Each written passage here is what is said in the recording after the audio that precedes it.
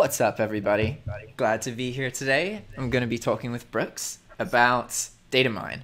And so we're connected through somebody that's part of that mastermind group that Chris runs, Teresa Cox.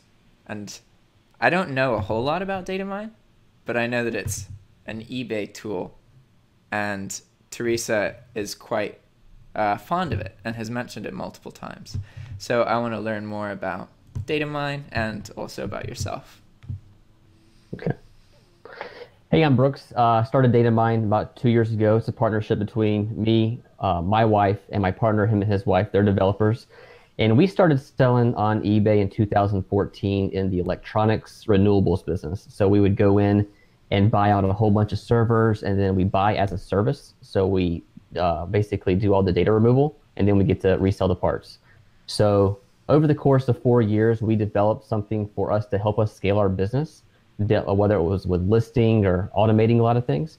And then 2 years ago, I sat back and said, we need to open this up for the mass markets. So it wasn't until I really looked at Teresa Cox, since we're in renewables, we only might have 300 SKUs, but for one person to manage 3,000 listings, that's a huge, thing to take on. Yeah. But she's been helping us automate as much as possible for the seller out there, especially that deals in one-offs. And it does anything from accounting to automatic listing to delisting and relisting. So it's a pretty cool tool that we've been working on, and we're in beta phase right now, so pretty excited. And I'm interested in this because it's a tool that's not drop shipping related, really. Like there's things that could be useful for drop shippers, but it's an eBay seller's tool, as far as I understand, which is interesting. Yeah, we're just not that one tool like InkFrog only does listing or GoDaddy only does accounting. We are kind of that first tool out there that does a little bit of everything, like a one-stop shop. So that's kind of what our target right there is. That's cool. So how do you know Teresa? It's kind of an interesting story. Before eBay opened, eBay doesn't give you good details on repeat customer base, and everyone was talking about summer slowdown.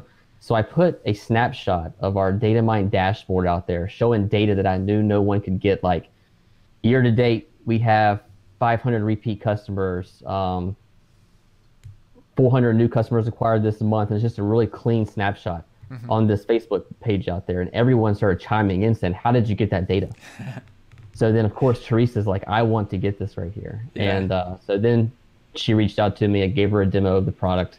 And ever since then, she's been helping us build it. That's cool. Yeah, she's really engaging, very interactive. She understands people pretty well. Yeah, she's a pretty awesome person. All about process. So I like it a lot. Yeah, it's been awesome being part of that group and getting to interact with her and Chris and like the other people in that call. It's cool. It's a cool little community. Yes, I like it a lot. Very diverse group, which is good. So do you want to share the screen and kind of give a bit of a tour here? Yep. Let me go ahead and log in here.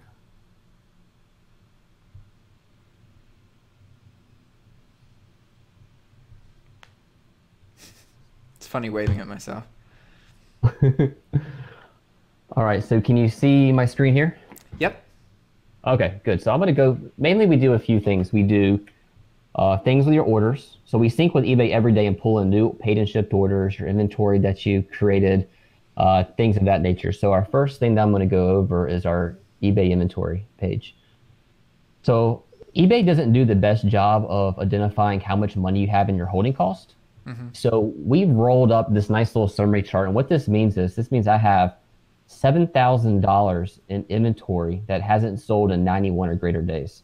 So when some people first download the product, they might have 500 listings and some that hasn't moved in a half a year or greater. And that stuff's just probably buried on eBay to where you're never going to sell it. So we make it what we just released last week is automation around delisting and relisting. I see people out there on Facebook groups saying, your goal is to delist 20 things today. I mean, that's just so manual. So what we do is, you can easily click on a bucket here, and then that will show all those 26 items that hasn't sold. I can see these haven't sold in 128 days. And then you can just select which ones you want, and then move them into a queue, which allows you to do a few things. So now you would select all, this is in our D-list, relist basket queue. You can just select them and approve, and then automatically all those now go to approved status. You see this green arrow here? Yeah. And then the next time we talk to eBay, which will be the next morning, we'll automatically delist those, relist them, and everything will be pulled over from your custom label pricing, all that. That's awesome. Yeah, so it resets the cycle for those unused listings that aren't being shown properly. Exactly. Basically. Yeah, that's great. I give you an example. Since we sell in renewables, our data is a little stronger than most, but we delisted and relisted 88 items a few weeks ago. And 1 week later, 26 of those items are already sold, and it was already $500. So that just shows you how powerful getting that new eBay item ID. I can't say that it pushes you to the top of the search engine, but I definitely know if you hadn't sold anything within like 100 or 200 days, try to find yourself on eBay search engine. It's really hard. But when you do a new eBay ID, it refreshes that. It's interesting because the eBay group is very physical seller focused, and drop shipping on eBay is kind of like, it should be more joined, but it's almost like a different scene.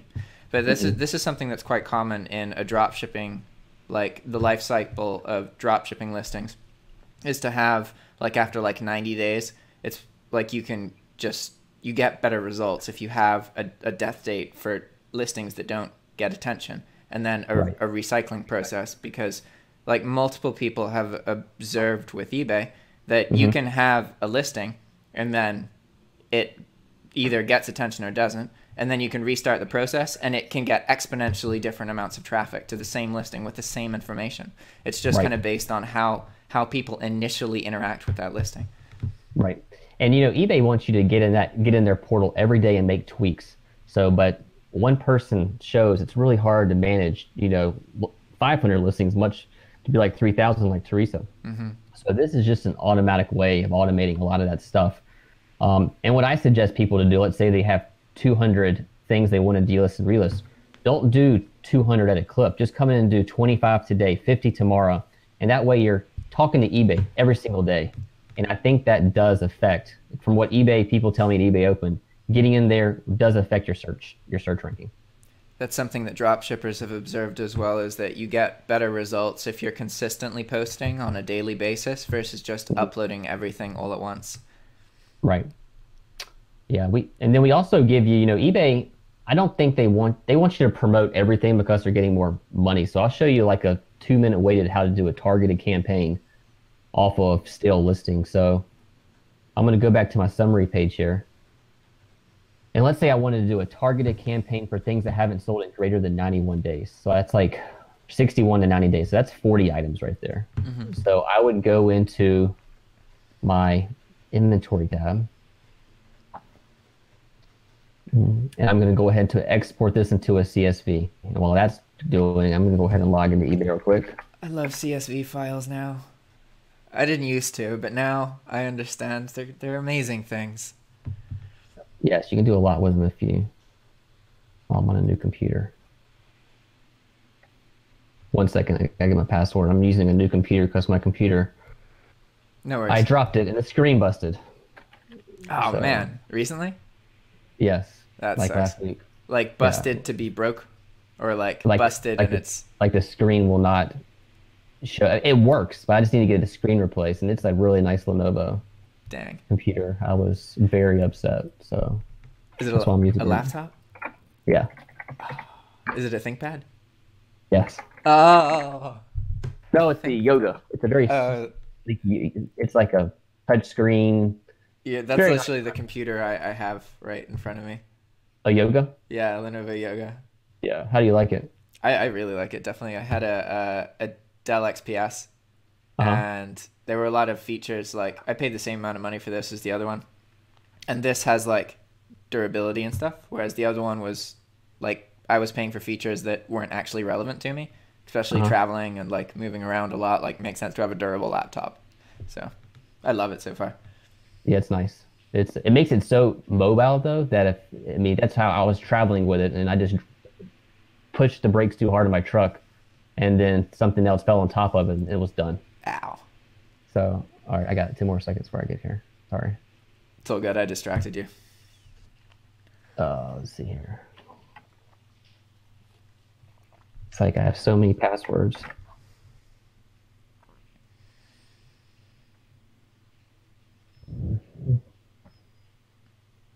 All right, so the key is how do we do a targeted promo of things that aren't moving? Because, you know, eBay gives you easy ability to do a promo of a store category, but in a store category might be things that you know will move really quickly, but I don't want to promote an entire category. So this is how I would do that. Yeah, it makes sense to be able to isolate the underperforming things and work specifically with them. Exactly. So there's that. So I'm going to go into promotions here, and I'm going to click on create a promotion, and then sales event and markdown. Then you choose what percent you want. And then this is important. You want to click on I want to enter specific SKUs. Mm-hmm. And then what you do is open up your Excel file here. Close. Out of here. And then what you want to do is here's your item IDs. Let's see if I can do this. You want to choose the item IDs that you want. So I would filter this by elapsed days since sold. Gotcha. Largest to greatest, and I would copy and paste all the item IDs that you want. Then I would paste them into eBay. And that will allow you to do a targeted campaign off of things that you haven't sold. So that, you know, in eBay, that would have taken you, it took me 2 hours to do a very specific campaign. But this way in Excel and filtering it by the elapsed days since it's last sold, it takes about 3 minutes to do inside. Yeah, it's way faster. Using CSV files is awesome. I used to, like, in order to pay my sales and use tax, I used to look at every sale and then see, like, okay, is this to Virginia? What state is this to? Okay. And then I realized that you could just export it all on PayPal and do one filter. And, oh, God. I loved that moment. I just saw hours of my life that I just gained. The sales tax thing now becomes one click. So if you just go to your dashboard tab here, sales report by US state, you can quickly see whatever state you register for. Mm-hmm. Ours is South Carolina. It will automatically default to the top. So it'll pull in all your seller accounts, and it'll say for Q1 this year, we had to report $364. And then you can actually click on any of the data, and it will take you to all the things that matched up to that. So sales report, sales tax is pretty quick now. That's wicked. Have the same kind of reporting features. I don't know how much you sell out of the country, but you know, this is one way of one click saying 92.6% of our sales are driven in the US. Mm-hmm. I use this to kind of like, let's say my wife says, Brooks, we have a customs issue in Switzerland. And then I'm like, oh, wow. So then I spend 6 hours on the phone with customs. And I'm like, is it really worth my time to ship into these countries? Yeah. So then I'll go in here and like, you know, Switzerland, we did $722 year to date. But if I go down to some of these, you know, $15, $30, I'm probably going to go into eBay and say, you know, don't ship into that, don't market to that country. Yeah, gotcha. How do you feel about GSP? Use it all the time. Works like a charm, I think. Nice. So I haven't had any negative things about that at all. So sorry about that. It's all good. I want to show you how we track our orders too with repeat customers. So do you care at all about repeat customers? Repeat customers are, as a dropshipper, you don't get them as often, but like when it comes to earning money and being profitable, repeat customers are like gold. They're amazing. You absolutely want that. So to say that they're not relevant to dropshippers isn't true. Right. Yeah. See, 70% of our business is done outside of eBay. So repeat customer base is really important to us to identify who keeps buying. So there's a few ways that you can do that. Imagine this right here is an eBay paid and shipped. So you just go to paid and shipped in eBay, and then here's all the orders. You can say, I sold this product at this price point for this quantity. Here's the buyer ID here. The number 7 represents how many transactions they've done. So if I can click on the 7, it will show me every time he purchased. So this guy's come in almost, you know, multiple times per month and buying from us. Yeah. So that's pretty cool. And then after that, if it's not an AOL or Gmail account, we like to bold those. And that just kind of gravitates my eyes towards, this is a business. I probably should call them and thank them for their purchase. So if you click on it, it's a one click directly to their website. I say, hey, this is a data center. I should probably call them and see if they want to buy or sell product to me. So Make that that's how, connection.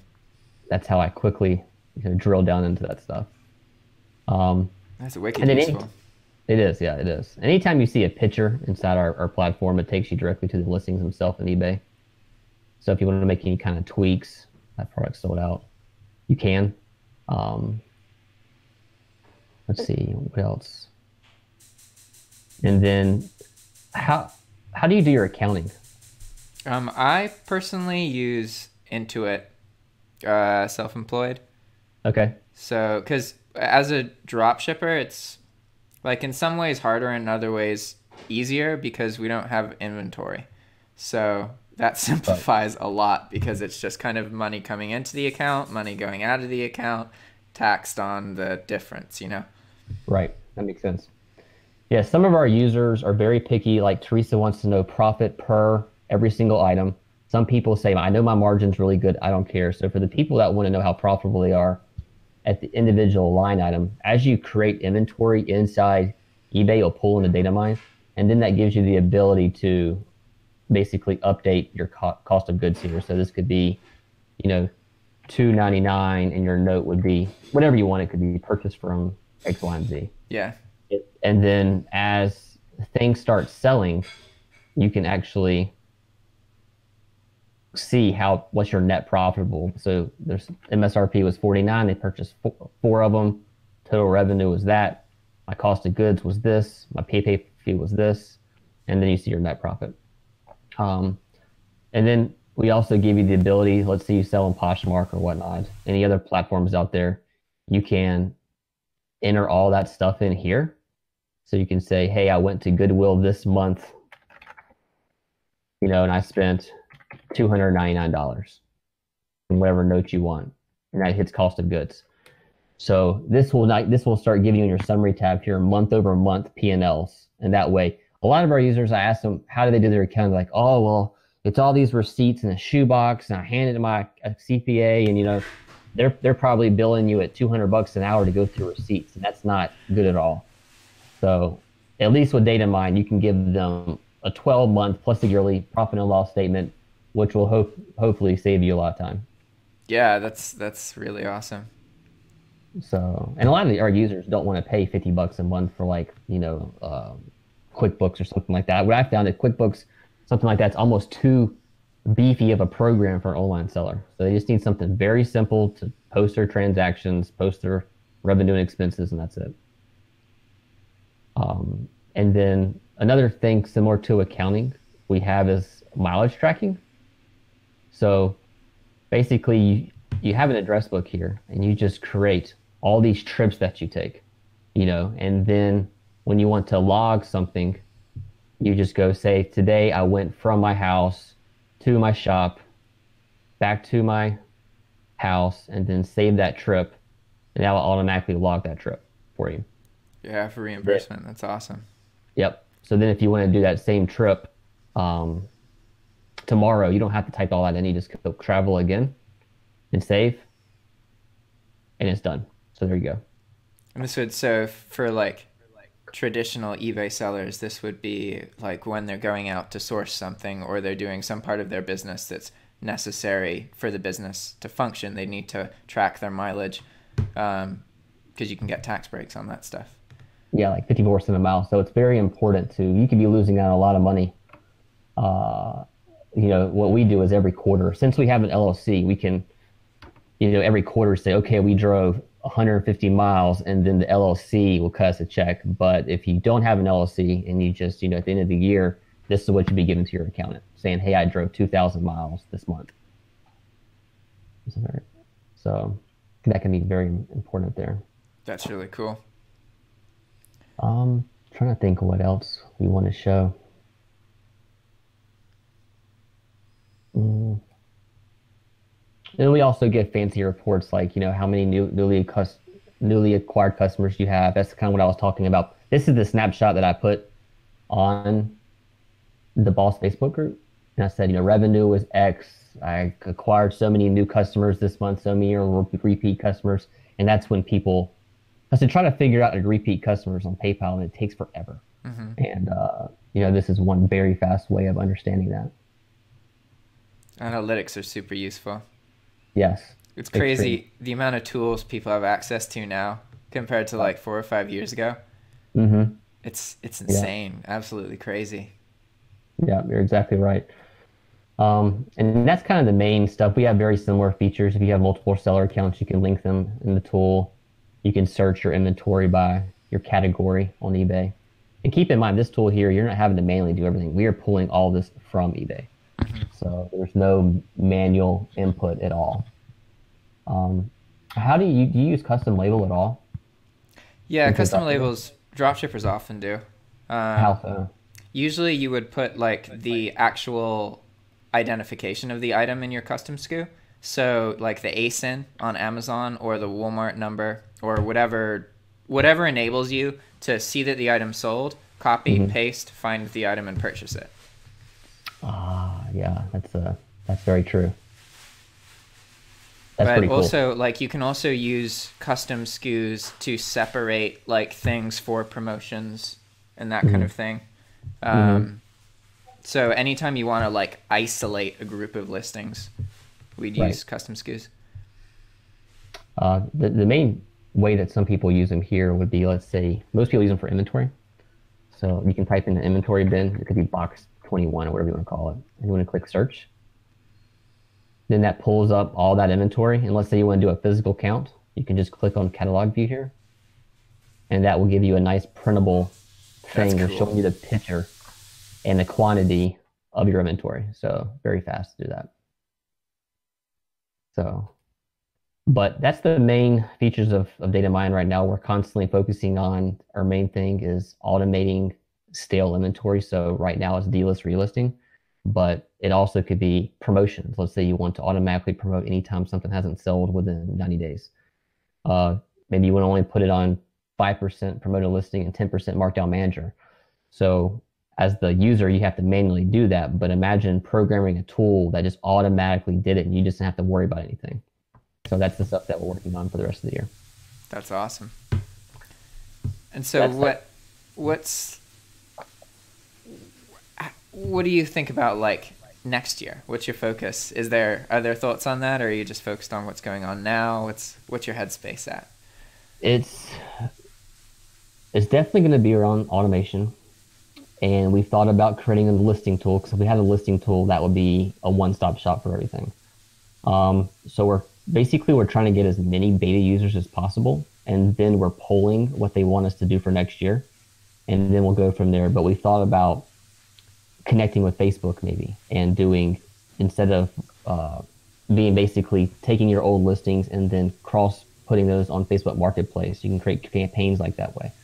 So there's been many ideas around that, but I think by the end of this year, we'll have a good idea what 2019 will look like. That's really cool. Do you want to show them because they don't know anything about the Facebook group, or like if people seeing this want to access the tool, they don't know if that's even possible, all these things. Yeah, we have a little link right here. I can send this to you to put in the YouTube below. Okay, this is basically a link to sign up right here. And then you just put your name, information, and then I'll reach out to you and show you how to get the product. Awesome. So anyone watching that, you can just click on that link in the description. Yep. If you want to check it out. Yep. And then, so that's pretty much it. Do you have any more specific questions around the tool itself? I don't think so. This is solid. It's definitely cool to because my store was a drop shipping store, so it was much easier to manage than physical in the store, obviously, because you don't have all that inventory, right? But I was working with around 100,000 items in the store, and that definitely opened my mind a lot to a lot of different things. And I can see how tools like this, any time that you don't have to repeat a task over and over and over again, and you can just do it once and it just applies it, that is really, really useful, especially when the way that data is presented to you shapes your ability to make good or bad decisions. I saw this thing once about the Challenger explosion, and the theory was that if data had been just literally, instead of being in a pie graph, been in a bar chart or something like that. They just pointed out that there was this one way that they chose to portray the data that hid a very obvious flaw. Whereas if they had just shown it a different way, the flaw would have been obvious to people, and maybe the thing wouldn't have blown up. Which is it's an interesting concept. Exactly. Yeah, I'll definitely put a link. I'll send you the link to put in here for the Facebook group as well. So that way they have the Facebook group, which is private.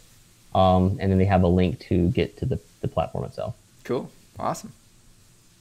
So I definitely thank you for the time to be on this right here. I'm sure I'll talk to you soon in the early morning meetings. Yeah, sounds good, man. All right, bud. See you around. All right, see ya.